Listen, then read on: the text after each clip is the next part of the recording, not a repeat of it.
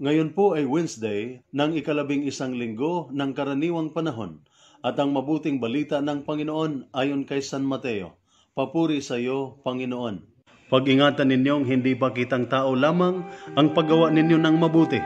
Kapag ganyan ang ginawa ninyo, wala kayong matatamong gantimpala buhat sa inyong amang nasa langit.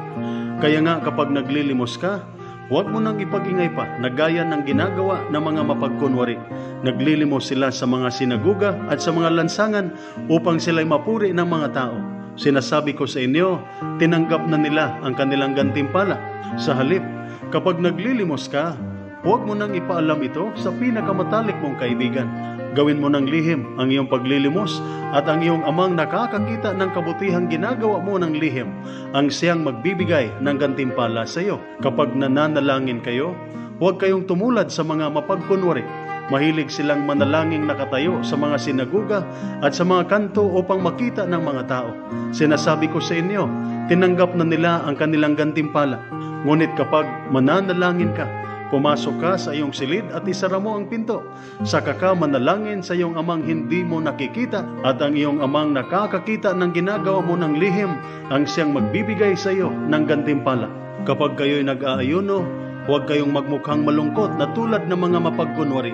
Hindi sila nag-aayos upang malaman ng mga tao na sila'y nag-aayuno.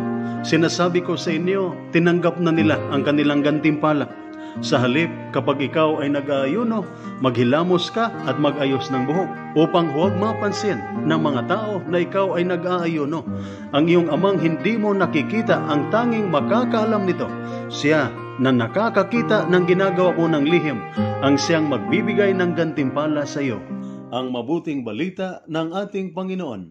Pinupuri ka namin, Panginoong Hesukristo. Ano po ba ang pag-uugaling dapat mayroon tayo sa ating paggawa ng mabuti? Sinabi ng Panginoon sa mabuting balita na kung naglilimos ka, nagdadasal ka o nag-aayuno ka, huwag mo na itong ipaalam pa sa ibang tao.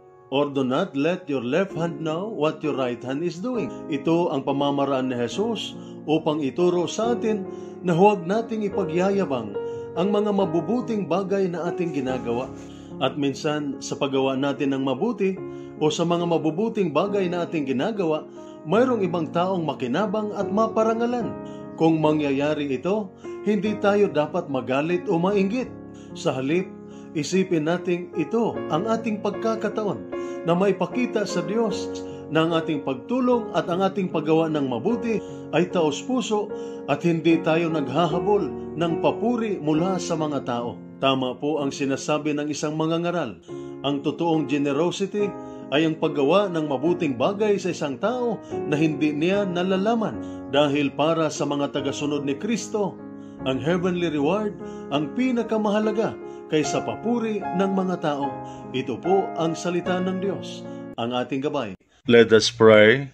Lord God, Almighty Father, Creator of mankind and author of peace, those who take refuge in you will be glad and forever will shout for joy. Protect our soldiers as they discharge their duties. Protect them with the shield of your strength and keep them safe from all evil and harm. Grant them courage and hope. May they ever experience your firm support, gentle love, and compassionate healing. Be their constant companion and the refuge in every adversity.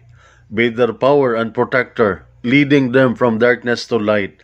May the power of your love enable them to return home in safety, that with all those who love and care for them, they may ever rejoice and praise you for your loving care.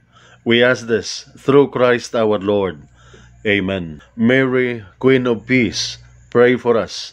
Saint Michael the Archangel, pray for us. Saint Ignatius of Loyola, pray for us. At sumainyo at sa inyong pamilya ang pagpapala ng makapangyarihang Diyos, Ama, Anak at Espiritu Santo. Amen.